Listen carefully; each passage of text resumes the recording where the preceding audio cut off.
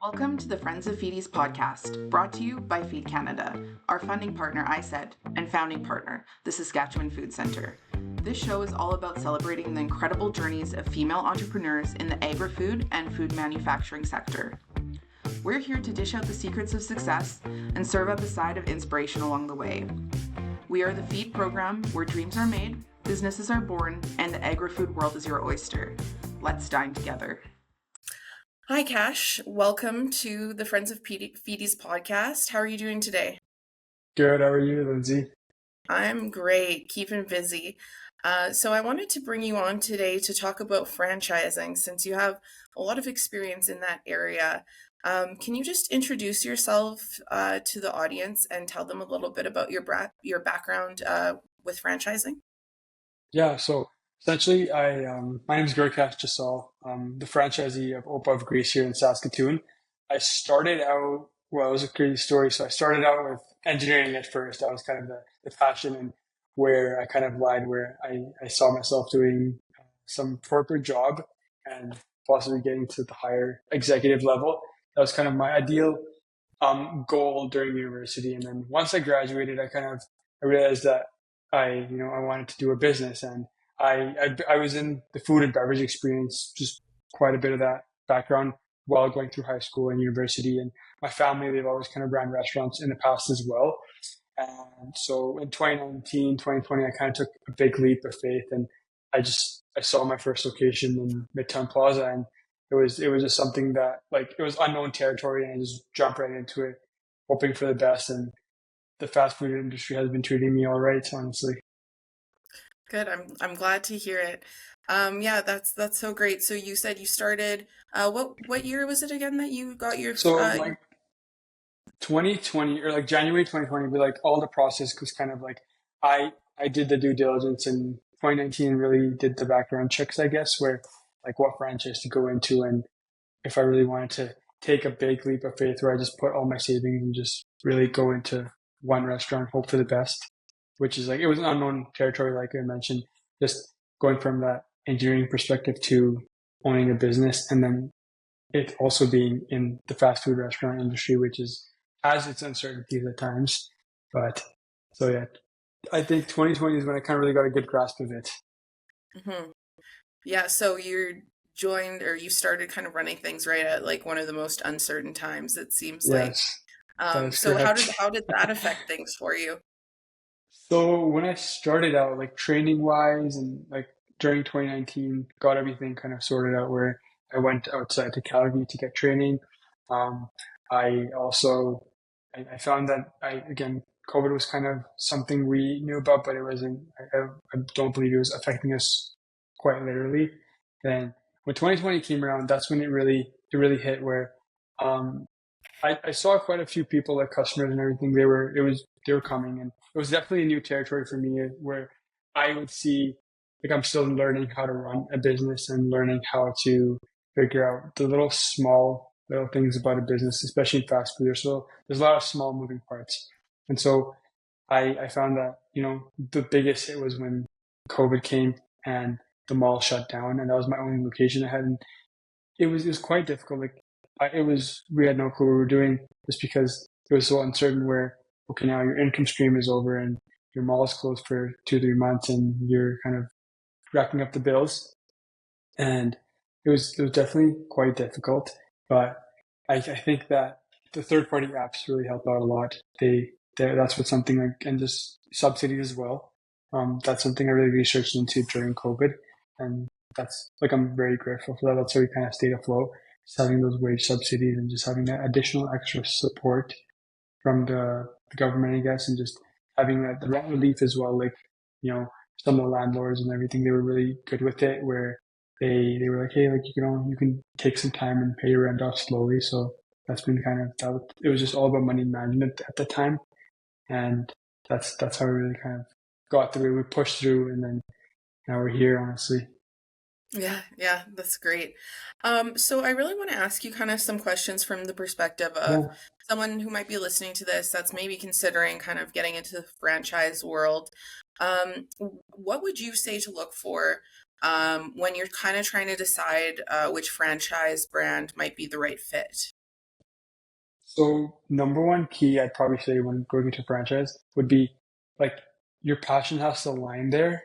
And when I say passion, I know there's like that business passion as well, where somebody wants to start a business. There's also that second key aspect where you want to see like what they're selling, right? Like you have to believe in your product almost. So like say for me personally, I I I personally kind of always stay away from the junk food and all that. And I really enjoyed Greek food, and so I really had that passion where I wanted to own that brand, right? So from the start as well, and just having like you see like the lifestyle of how everyone's getting very health conscious since COVID, and everyone likes to know what goes inside their body, and that's where Greek food comes in, where it has great macros and it's healthy, and that's where I picked my personal passion there, where the food's great. And another thing with franchises is probably like when picking it, I'd say you really want to see it's all there's a lot of moving aspects where you're looking into the financials. So you want to see how much you're charging for royalty and how much you're charging for market. Those are two main costs. And you also want to look into startup costs of how much they charge when a business starts out. Like an average restaurant costs about, from 430 all the way to $630,000. So it's a very large scale. And it all depends on small things like bigger expenses. If you have fast food, you're looking into walk-in coolers and foot fans, and those are the major expenses where you're in the hundreds of thousands. But it really depends on the franchise business model, where their costs are lying and how they separate their royalty and marketing. And then also just when you're jumping into franchise, it's very like they have great support. You just want to see like what you can tell by their applications as well, like how thorough the applications are, of how much they ask, and that just kind of goes to show you that they do their due diligence as well. And like me personally, when I was hunting for franchise, I saw there was quite a few different applications where some things were mentioned and some were.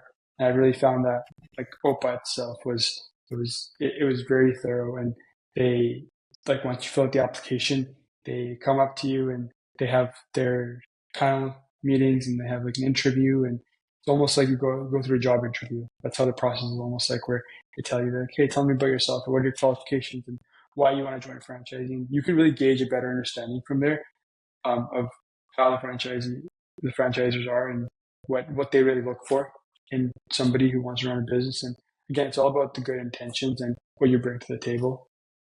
Mhm. Yeah, great. That's super helpful. And let's kind of look at the opposite side of that as well. Is there any red flags or something you would say like, hey, this is something that I know people should kind of watch out for, keep an eye out for when looking into purchasing a franchise? So the one thing that I definitely would be looking out for is when it's an existing franchise. That's probably the biggest thing. When it's an existing franchise and it's an existing store that's already been there, you really want to like do your due diligence with the financials and really look at like, you know, the numbers sometimes may not add up, but there's always about the royalty and how much it's taking and what the sales are as well. Like what's their monthly sales looking like? That's where it really matters the most, because you may have a store that is doing, $40,000 in sales, but they may be on skip the dishes and they're taking 28% of that. So maybe you're making a lot of money, but you're also giving a lot to third party apps as well. So that's something to really look for in the fine print. And when it comes to just picking a franchise as well, I'd say really looking at that partnership. It's honestly collaboration over competition as well. So looking into how the franchise model is and how the people are in that office as well, right? That makes the biggest difference.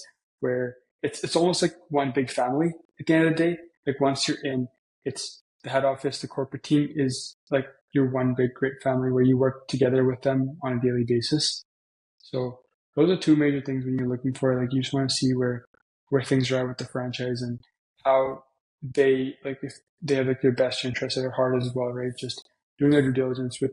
I know a lot of franchisers, they pick out locations beforehand, and then you also want to do your due diligence to see if that location is beneficial because you're living in that city instead.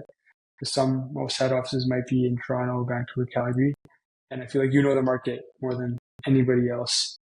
So those are some key aspects I find that definitely are some things to look out for. Yeah, yeah, okay, that makes sense. And then so did they kind of give you any guidance when helping to make that decision, or was it more so after you've already kind of started the process and you're going to be working together that you get kind of guidance from them as well? Well, I'd say if right off the bat you kind of get guidance right away. So you're kind of like with my franchise experiences in the past as well. It's always like there's one person, almost like a Leonzi, that kind of sticks with you throughout the whole, like from the start to finish, and kind of gives you the clarity of like this is what it's looking like, this is the requirements, and you know this is how we this is how our business model looks like, and they give you tips and tricks of just because it's unknown territory in the beginning and you really don't know how the business is going to do. So they really give you projected data, I guess. So in the past, some past experiences. So there's support along the way. That's the best part of the franchise model, I guess. They give you tremendous amount of support from like the day one where you start your application and you submit it, and to like fast forward to if you're running multiple locations, just call them up if you have a question ever, and they're very open to it. And I've noticed that there's quite a bit of like a lot of franchises are very open to that. Great. Yeah, and you just mentioning multiple locations here. You've kind of went through that process of going from having one location to growing and scaling to having multiple locations and Yeah. dealing with that. Can you tell us a little bit about like the story of that, like that process? Yeah, so the process, it was just so once my first location was Midtown Plaza in during COVID, and so it was doing fairly well during the right kind of pre-COVID times when it wasn't really official. And then once like the mall closed down, that's when it really kind of hit where we were able to carry over costs and not lay off people. And also it was really it was a breaking even time, I guess. And then from there, once COVID kind of like took a step back and we really had all that, I guess, all that like all those rules were in place of like the 6 feet and all that stuff. So from there, I found that we utilized Uber Eats, DoorDash, SkipTheDishes, all those different like third party apps to really get our business to a next level. So that's where we got the additional support. So I was like, how do we bring food to people if they can't come to us, right? And that's where a lot of third party apps started coming in, and that's a lot of where we personally started doing cater. Like we personally started delivering orders, and we had our own people as well, right? Like if it really depends on what it was a case by case scenario where we know there's a customer or like a clientele where they need catering for 10 people or something, we'll make it happen, right? And with like just with all safe rules, I'd say. And then from there, that's what really helped the business grow for sure and had like the steady pace. And then in 2021, it was time. I was kind of approached by the head office and another owner here, and they were kind of ready to sell their location. And just at that time, I felt like I was in a great place where I had a really good grasp of how the franchise model works and how Monster operates, and I kind of knew where things are at with cost and just how to run a restaurant itself. And I jumped into a second one. So in middle of 2021, again, it was during COVID, and I just felt like I had that track record where I'm able to use the third party apps and excellent customer service and just be the face of the business to grow the customer base. And like there was so many different strategies during COVID to make it work, right? So it really that's when I took that, jump of faith where it was just the right time and the right place, I guess. And we jumped into that, and then I I was kind of really good with those two locations and grew the sales. And then fast forward to late, middle of 2023. So I think 2 years after I was in the process of, I was like, okay, so like now I've got these, and there's two existing locations already in Saskatoon. So I was trying to go for those as well, but I always wanted to kind of open one closer to my side of the city where I live. And I always had this one location just where on the east side of the city, University Heights, and there was Quizno sub there, and that's when I took my kind of third location and really wanted that. So I saw Quizno sub was there, just went right up to the owner and we did a deal. And I basically wanted the location just because it would save me a lot of cost when it came to the hood fans and just all the walk-in closures because it's an existing restaurant. And so I went ahead and did the commercial build on my own. Just having that past experience, and it really helped me save costs. So that's when the third location came, and that was my first official like build, I guess, in a storefront. The mall was the first build, but having a storefront, there's a little bit more that goes into it, just with a lot more permits, and it's an existing building, whereas Midtown Plaza was something brand new. So we were like in the process of it, and with University Heights, it's an existing strip mall where I guess there's a little bit more rules and a lot more permits you have to follow as well. Just a lot more filing, I'd say. So it took a little bit longer than expected, but it worked out perfectly. And that was when I opened the third location in 2023, when we were off to a really good start, and kind of COVID came to an end and the market was looking a little bit better. So that's when I took that a little bit of an educated risk. I'd say, it's more of I kind of took a jump and hoped for the best. Like, just really, really looked at the area and did my due diligence of what are the schools around here, how are the offices, and what's in that 5 kilometer radius.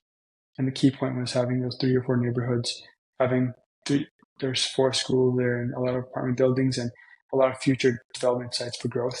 That's where I just thought it was a prime area to open a location there.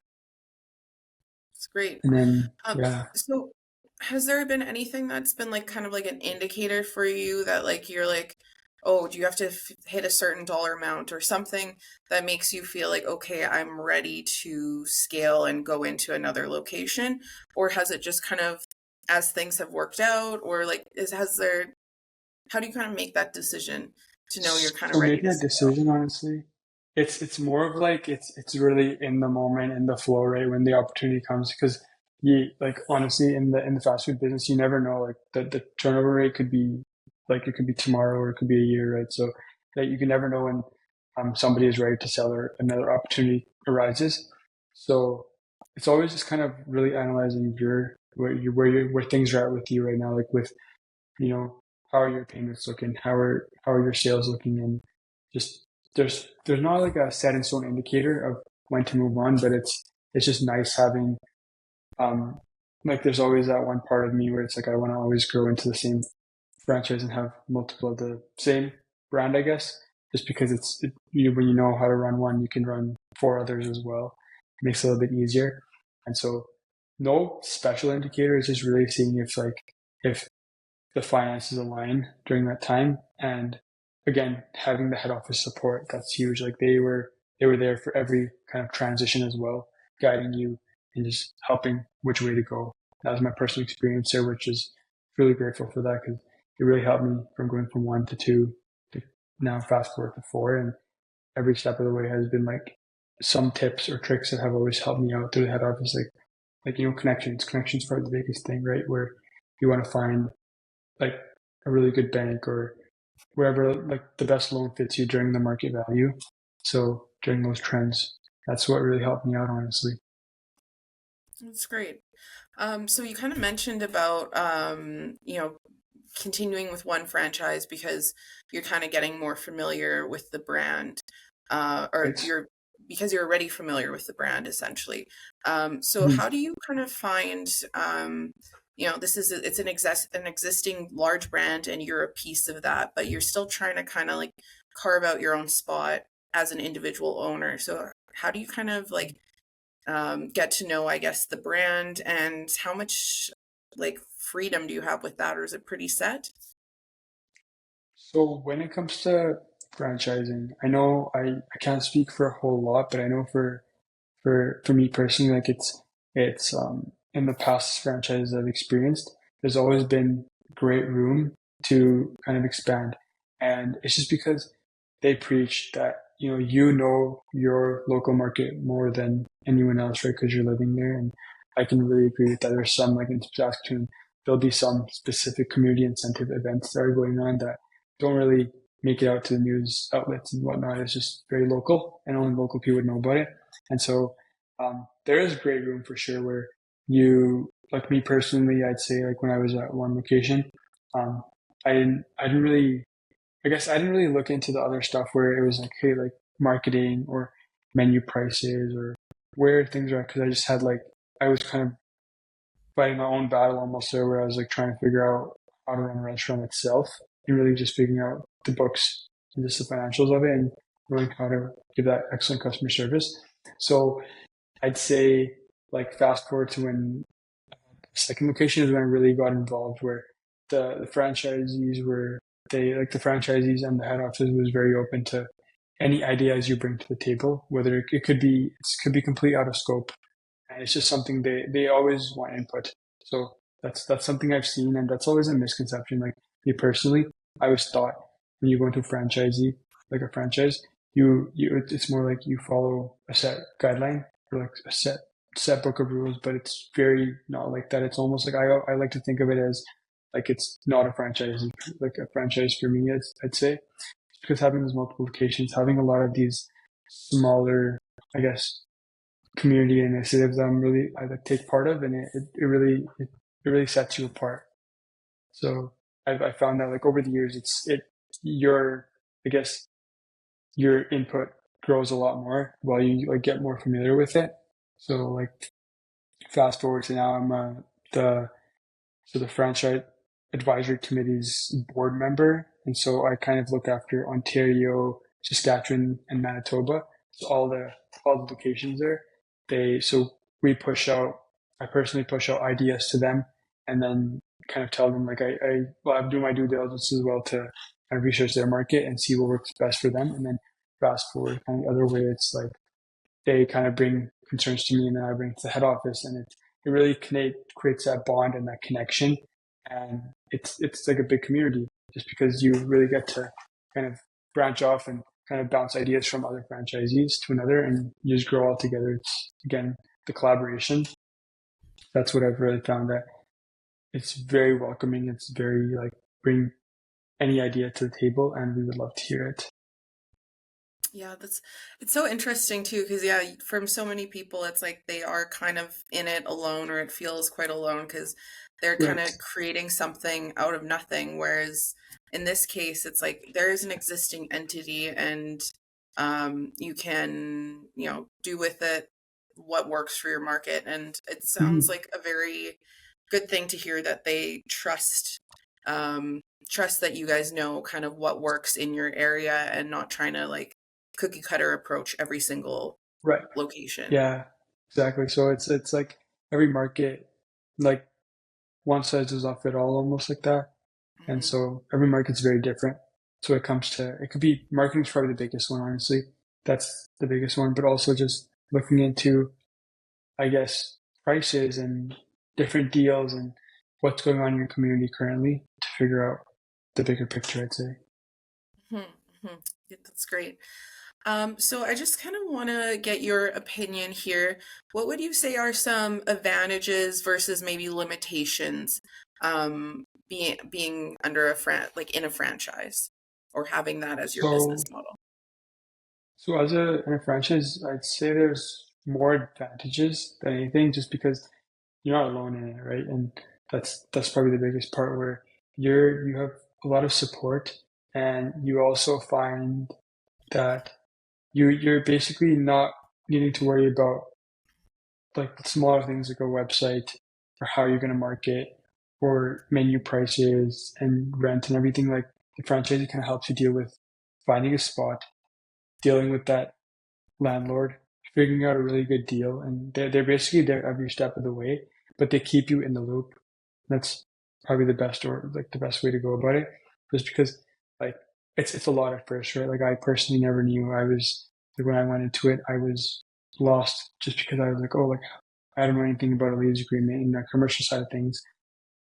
What do I know if it's a good rate? Like how do I know if I'm getting the bang for my buck almost? And that's where the franchisee really helps out, and they have allocated people that they'll take the time to educate you as well and make sure that you know your market as well and what's best for you.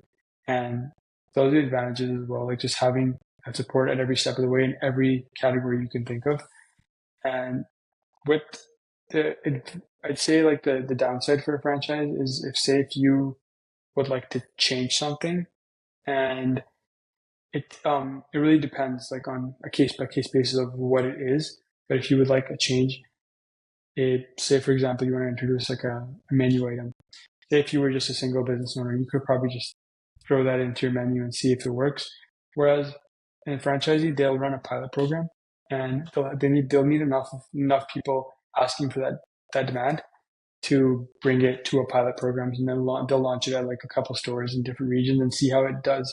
And then fast forward, they'll bring the data back and kind of let you know. So the transparency and communication is amazing. It's also kind of an advantage that brings to it, but not many like cons to a franchise, honestly. If anything, there's a lot of pros, and it's a lot of burden and stress off your shoulders opposed to running a single-handed business that you're starting from scratch. You're kind of following somebody else's business model, but you're finding your way because every region has its own kind of business model where what works best. Like you might have half of your sales might be in third party, or you might have a region where a store is doing 90% sales in person, and the rest 10% is third party. So there's a lot of like those. It's like a balancing act, right? So not one size does not fit all. Hmm. Yeah, fair enough.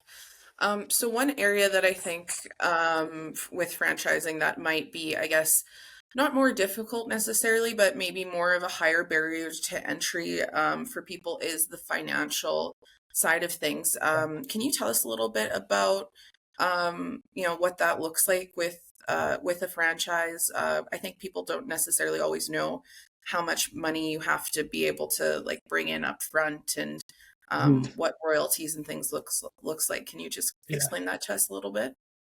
Yeah, sure. So I'd say like personally, dealing with a lot of franchises and just looking at a lot of the business models to compare when I was picking mine, I saw most franchisees request at least $100,000 to $150,000 in like cash that you need to be investing.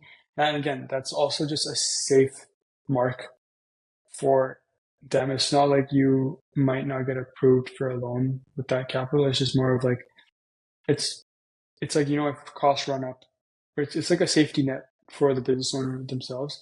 Just have that additional money just to make sure that something does go wrong. They have that additional capital there to kind of as emergency funds almost. And so yeah, like 100, $250,000 is the ideal startup money you would have, and then vice versa, you kind of get a loan and finance the rest. Um, Royalties, it's usually really runs on like that 6% of your monthly sales or however the percentage may be. And then your marketing dollars as well, it's the same thing where, the that 1 to 3% is what ideally that franchise runs at. So it's either going to be like it's usually a split.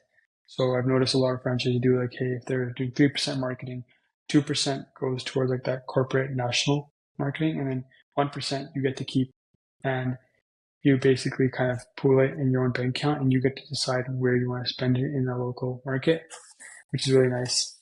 And so you can always change it up. You can always do, hey, I want to spend 2% in my local market and one over at in the national level. Where it comes national level, it could be social media, bus ads, billboards, and stuff like that.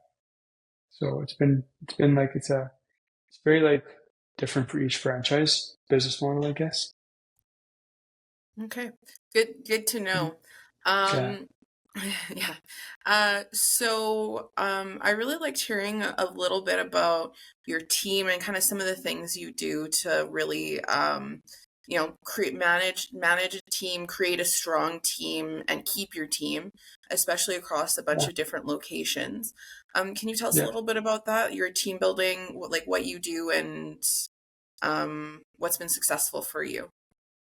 So honestly, that's one thing I found that I was having a little difficult time first year when I really jumped into it because I was just it was basically a new business for me, and just overall having that new, I guess, kind of jumping into a fast food restaurant. But I'd say having a team is probably the biggest part of your success when it comes to a business.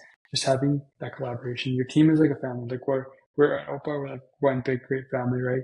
Where like if anybody needs anything, like everyone has everyone's back almost, right? And they can help out in some sort of way. But when it comes to team building, I've noticed that there's always like that. Again, it's very universal where some methods may work for some people and some may not. But I found that always, keeping, um, like I'd say when I started off initially, I never had any managers or I didn't have any, um, like kind of like pyramid stuff almost where it's like this is one position, there's next position, right? And somebody works under somebody.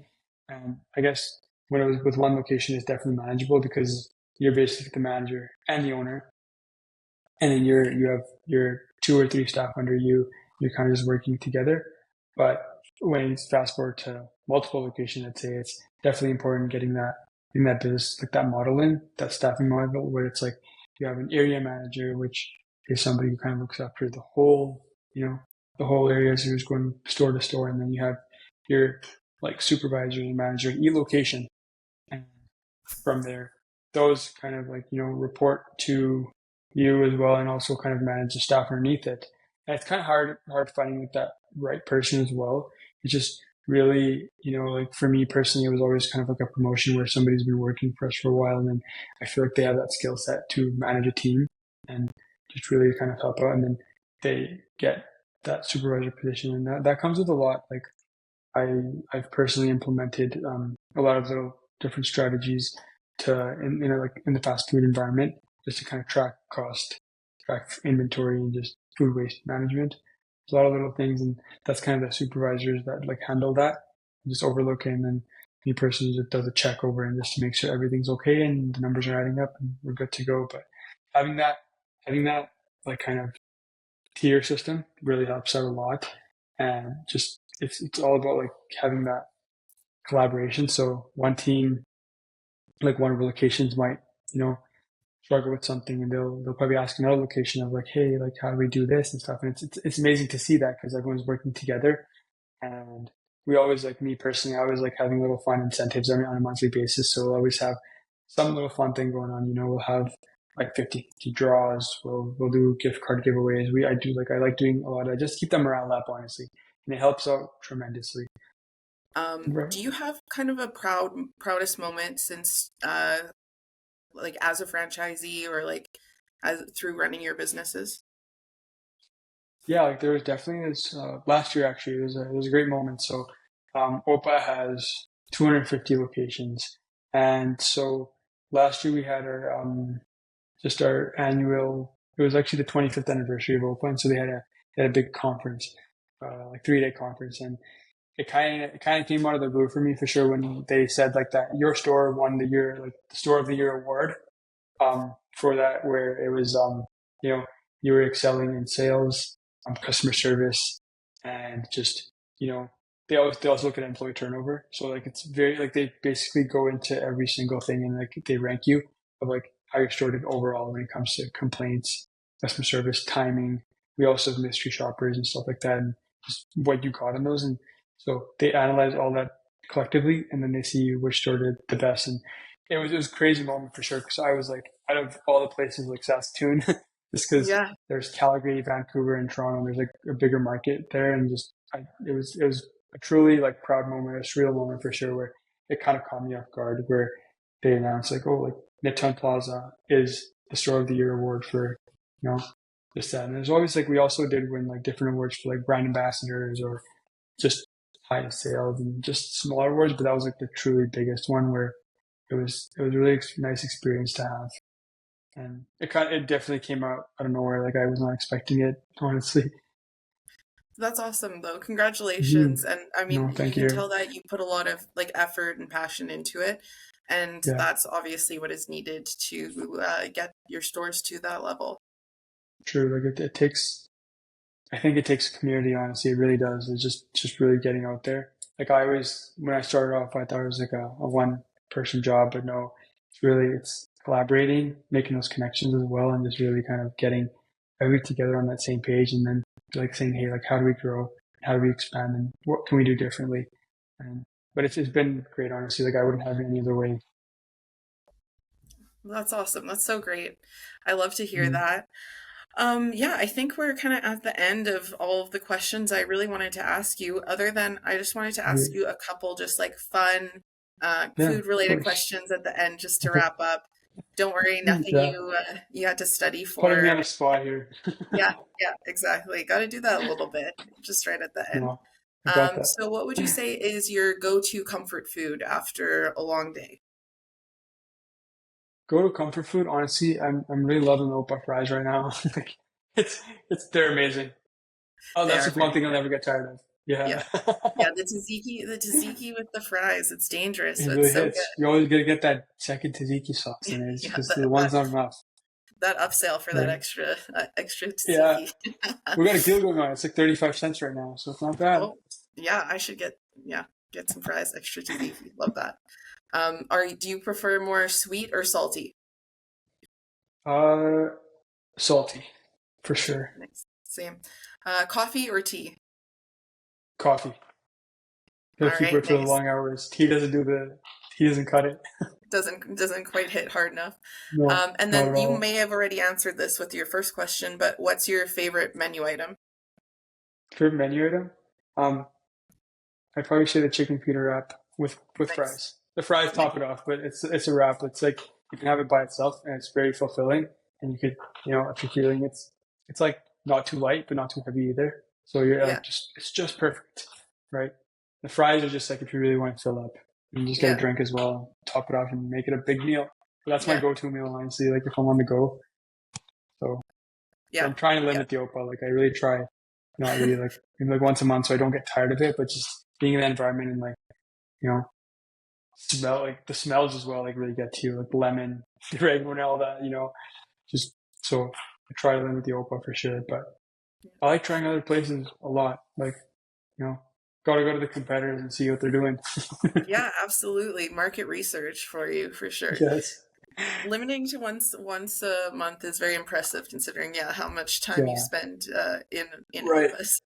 I feel like it just gets like at one point you're like your stomach gets sick. You're like, yeah, no, I can't. I just physically can't have more Opa. Yeah, fair.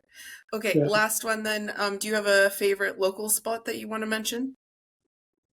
Favorite local spot? I'd probably say it's not local, but I've been going there a lot actually. It's a little outside the city. Twin Peaks Creamery Okay. right, it's like right off when you're going to Warman, and their ice cream is amazing. Honestly, it's the best. It's a bang for your buck. Like two big scoops for Ooh. I don't even know how much, but it's definitely less than what you pay in Saskatoon. It's just like you really get like you're getting what you pay for, and it's a dairy farm, so it's a family that started it. Um, I guess the one of them went to Europe to study Diamond ice cream. Is really cool. Like I just love the concept and just how they are. And um, he like went to Europe, studied how to make it, and now he has like basically any ice cream flavor. Like if you want matcha, salted caramel, or like raspberry cheesecake or something, it'll be there. It's awesome. So I'm Amazing. gonna limit myself in the ice cream, if anything, right now. I mean, it's summer, so it's ice cream True, season for sure. Yeah. it really is. Awesome. All right. Well, thank you so much for taking the time to come talk Thank to us a you. little bit about franchises. And hopefully now people, after listening to that, have a little bit better understanding of how it works. So yeah, thank you again for your time. I really I appreciate it. appreciate you having me, Lindsay. Honestly, this is a really great experience. Thank you to our listeners for indulging your entrepreneurial appetite with this episode of Friends of FEADies, brought to you by Feed Canada, our funding partner ISET, and founding partner, the Saskatchewan Food Centre. If anything we have discussed today has ignited an entrepreneurial fire within you, but you're not quite sure how to get started, or you're craving mentorship and coaching to help grow your business, please reach out to us at feed.ca. That's FEAD.ca. Connect with us on social media. We're sprinkled all over the digital landscape, and our team is ready to provide the mentorship and coaching you need to flourish. At Feed, we're here to empower women in the agri-food industry, so don't hesitate to reach out to us to join our vibrant community of foodpreneurs. Until next time, bake those dreams into reality, stay hungry for success, and continue to nourish your entrepreneurial spirit with Feed. Bon appetit.